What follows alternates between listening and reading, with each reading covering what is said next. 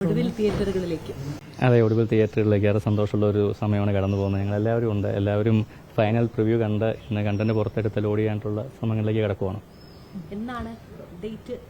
അത് ശരിക്കും ഡേറ്റ് എന്ന് പറയുന്നത് എക്സാക്ട്ലി പ്രൊഡ്യൂസറും ഡിസ്ട്രിബ്യൂട്ടറുമാണ് തീരുമാനിക്കേണ്ടത്. എനിക്ക് തോന്നുന്നു അതിന്റെ ഈ പറയുന്ന ഇനിയിപ്പം മലയാളത്തിൽ മാത്രമേ സെൻസറിങ് കഴിഞ്ഞിട്ടുള്ളൂ. ഇനി അന്യഭാഷകൾ ഇതിപ്പം നേരത്തെ മലയാളത്തിൽ മാത്രമായിട്ട് ഇപ്പം അത്യാവശ്യം എല്ലാ സ്ഥലങ്ങളിലും അറിഞ്ഞതുകൊണ്ട് തമിഴും തെലുങ്കും കൂടെ ഹിന്ദിയും കൂടെ സെൻസർ ചെയ്യണം. അത് കഴിഞ്ഞിട്ട് ഏറ്റവും അവൈലബിൾ ഡേറ്റ് എനിക്കൊന്ന് 17 18 അല്ലെങ്കിൽ 25 ഇങ്ങനെയാണ് എനിക്ക് കിട്ടിയ വിവരം. എക്സാക്ട്ലി ഡേറ്റ് കൺഫേം ചെയ്തിട്ടില്ല, കാരണം അങ്ങോട്ട് കിട്ടിയതല്ലേ ഉള്ളൂ. ഒരു വളരെ ആശങ്കയുള്ള ദിവസങ്ങളായിരുന്നല്ലോ ഈ കഴിഞ്ഞ കുറെ ദിവസങ്ങളായിട്ടൊക്കെ മുന്നോട്ട് പോയത്. കുറെ ആശങ്കകളിലൂടെ ആയിരുന്നല്ലോ. എങ്ങനെയാണ് സർട്ടിഫിക്കറ്റ് ഇപ്പോൾ കൈ കിട്ടിയപ്പോൾ എന്താ തോന്നുന്നത്? സർട്ടിഫിക്കറ്റ് കൈ കിട്ടിയപ്പോൾ സന്തോഷമുണ്ട് തീർച്ചയായിട്ടും. കാരണം പ്രതീക്ഷിക്കാത്ത ഒരു കടമ്പയായിരുന്നു. എനിക്ക് തോന്നുന്നു സിനിമ ചെയ്യുന്ന ആരും ഇങ്ങനൊരു സന്ദർഭത്തിനെ പറ്റി ഒരിക്കലും പ്രതീക്ഷിക്കാൻ സാധ്യത കുറവാണ്. നമ്മുടെ ചിന്തകൾക്കപ്പുറമാണ്. അതൊരു നിയമ പോരാട്ടത്തിന്റെ വക്ക് വരെ എത്തേണ്ടി വന്നു. അതിൽ സങ്കടമുണ്ട്. പക്ഷെ എന്നിരുന്നാലും ഈ പറയുന്നത് പോലെ ചെറിയ ചില അഡ്ജസ്റ്റ്മെന്റുകളിലൂടെ ആണെങ്കിലും സിനിമ എന്ന് പറയുന്നത് സമയത്തിറങ്ങേണ്ട ഒരു പ്രൊഡക്റ്റാണ്. അപ്പം അതുകൊണ്ട് ചില വിട്ടുവീഴ്ചകൾ ചെയ്യേണ്ടി വന്നിട്ടുണ്ട്. എന്നാലും സിനിമയെ മൊത്തത്തിൽ കാണുമ്പോൾ അത് എത്രത്തോളം ബാധിക്കുമെന്ന് ഇപ്പം ഈ ഞങ്ങൾ കയറി കണ്ടെങ്കിലേ ഞങ്ങൾക്ക് എല്ലാവർക്കും കൂടെ വിലയിരുത്താൻ പറ്റുള്ളൂ. എന്നാലും വലിയൊരു കുഴപ്പം ഉണ്ടാവില്ല എന്ന് വിശ്വസിക്കുന്നു. അന്ന് കണ്ട പ്രവീൺ നാരായണന്റെ മുഖം എനിക്ക് ഓർമ്മയുണ്ട്. ഞാൻ എന്ത് ചെയ്യുന്നുള്ളൊരു ടെൻഷൻ ഉണ്ടായിരുന്നു. ഇന്ന് തെളിഞ്ഞ മുഖമാണ്. അത് സത്യസന്ധമായ കാര്യമാണ്. അന്ന് കാണുമ്പോൾ എന്താണെന്ന് വെച്ചാൽ നമുക്ക് എന്ത് പറയണം, എങ്ങനെ പറയണം, എന്ത് പറഞ്ഞാൽ അറിഞ്ഞുകൂടാ. കാരണം ഇത് മറ്റൊരാളുടെ കയ്യിൽ നിൽക്കുന്ന ഒരു സംഭവമാണ്. നമ്മൾ കോടതിയുടെ കയ്യിലാണ് ഉൾപ്പെടെ. അപ്പം അതിൻ്റെതായ ഒരു ആശങ്കകളുണ്ടായിരുന്നു. അത് ഏതൊരു സമയത്തും ഞാൻ എല്ലാവരോടും പങ്കുവെക്കുന്ന ഒരു ആശങ്ക തന്നെയായിരുന്നു. കാരണം അതൊരു സർട്ടിഫിക്കേഷനാണ്. അത് കയ്യിൽ കിട്ടുന്നിടം വരെ ഇപ്പം എല്ലാവർക്കും അറിയാമല്ലോ, നമ്മുടെ ജീവിതത്തിലെ ഓരോ സർട്ടിഫിക്കറ്റ് വില്ലേജ് ഓഫീസിൽ നിന്ന് കിട്ടുന്നതാണെങ്കിൽ ഇലക്ട്രിസിറ്റി ബോർഡിൽ നിന്ന് കിട്ടുന്നതാണെങ്കിൽ അതിൻ്റെ ഒരു വാല്യൂ, അതുപോലെ തന്നെ ഒരു വലിയ വാല്യൂ ഉള്ളൊരു കാര്യമാണത്. അത് കിട്ടാതായിരുന്ന ഒരു നിമിഷം പകച്ചു പോയിട്ട് ഞങ്ങളെല്ലാവരും ഭയങ്കര ടെൻഷനിലായിരുന്നു, ഭയങ്കര ആശങ്കയിലായിരുന്നു. അത് കിട്ടിയ ഒരു സമയത്താണ് ഒരു സന്തോഷം തോന്നി. അല്ലെങ്കിൽ ഒരു സമാധാനമായി. ഇനിയും ഓക്കെ ഇറക്കാവല്ലോ എന്നുള്ളൊരു സമാധാനം. ഇനി വരുന്ന ജാനകിമാർക്ക് ഒരു പാത തെളിയിച്ചു തോന്നുന്നുണ്ടോ? കാരണം ഇതിനു മുമ്പ് ഒരു ജാനകി ജയന്തിയെ മാറിപ്പോകേണ്ടി വന്നു. അപ്പോൾ ഈ ജാനകി തന്നെയായി നിൽക്കുകയാണ്. ഇനി വരാൻ പോകുന്ന കുറെ ജാനകിമാർക്കൊക്കെ മാതൃകയാവുകയല്ലേ? തീർച്ചയായിട്ടും ഇങ്ങനെയുള്ള സാധ്യതകളുണ്ട്. നമ്മളെപ്പോഴും ഇന്ത്യയിൽ നീതിന്യായ വ്യവസ്ഥ നിലനിൽക്കുന്ന ഒരു രാജ്യമാണ് ഇന്ത്യ. അപ്പം നമ്മൾ തീർച്ചയായിട്ടും അത് ആ ഒരു വഴിക്ക് ആർക്ക് വേണമെങ്കിലും ശ്രമിക്കാമായിരുന്നതേ ഉള്ളൂ. പക്ഷേ എന്തുകൊണ്ടാണ് ആ വഴിക്ക് ശ്രമം നടത്താതിരുന്നതെന്ന് എനിക്ക് അറിഞ്ഞുകൂടാ.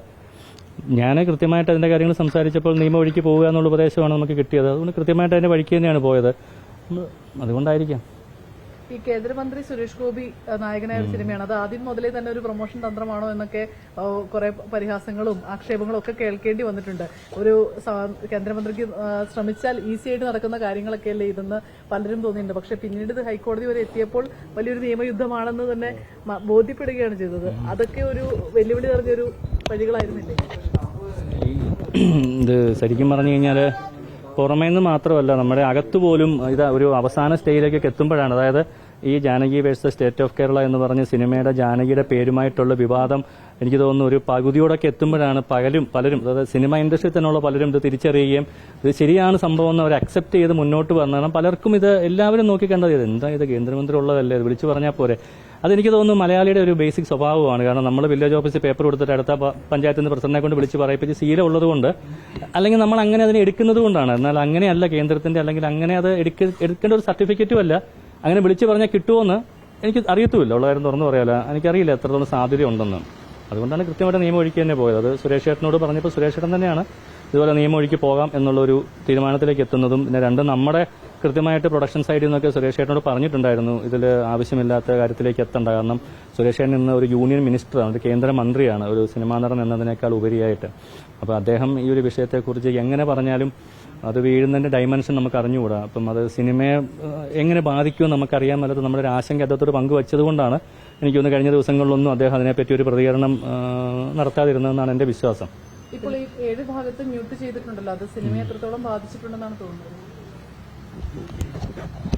ശരിക്കും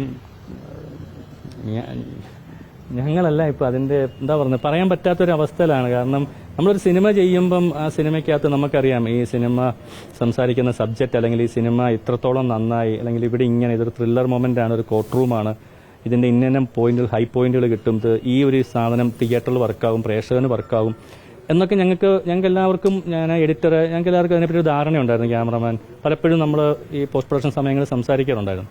ഇപ്പൊ ഇതെല്ലാം ഞങ്ങളുടെ എല്ലാം കയ്യിൽ നിന്ന് മാറി നിൽക്കുവാണ്. കാരണം ഇത് നാളെ റിലീസ് ആകുമ്പോൾ പ്രേക്ഷകൻ ഇതിനെ എങ്ങനെയാണ് സ്വീകരിക്കാൻ പോകുന്നത്, എങ്ങനെയാണ് അവർ കാണാൻ പോകുന്നത് എന്നുള്ള കാര്യത്തിൽ ഒരു ഐഡിയയും കിട്ടുന്നില്ല. ഈ മ്യൂട്ടാവുന്ന ഭാഗങ്ങൾ അവർ എങ്ങനെ കാണുമെന്നോ, അല്ലെങ്കിൽ ഇന്നാളെ ഏതോ ഒരു സിനിമയ്ക്കകത്ത് പറഞ്ഞ പോലെ നാളെ ജാനകിന്ന് തിയേറ്ററിൽ ആ സമയത്ത് വിളിയുണ്ടാവും. നമുക്ക് പലരും പല കാര്യങ്ങൾ പറയുന്നുണ്ട്.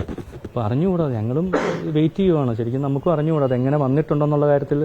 എനിക്കറിയില്ല, ഒരു എന്തെങ്കിലും എഡിറ്ററാണ്, അദ്ദേഹത്തിന് ഏറ്റവും കൂടുതൽ സിനിമ കണ്ടുള്ള ആളാണ്. അല്ല, എന്താ പറയാ, ഒരു പ്രധാന ഏരിയയിലാണത് മ്യൂട്ട് ചെയ്യപ്പെട്ടിട്ടുള്ളത്. പക്ഷേ ഇപ്പോഴത്തെ ഒരു സിറ്റുവേഷൻ അനുസരിച്ച് ആ മ്യൂട്ട് വരുന്നത് ജാനകിയാണെന്നുള്ളത് ഇപ്പം എല്ലാവർക്കും അറിയുന്നതുകൊണ്ട് എന്താ പറയാ, എല്ലാവരും ആ അണ്ടർസ്റ്റുഡ് ആണ് എന്നുള്ളത് കൊണ്ട് ഒരു പ്രശ്നം വരില്ല എന്നാണ് കരുതുന്നത്.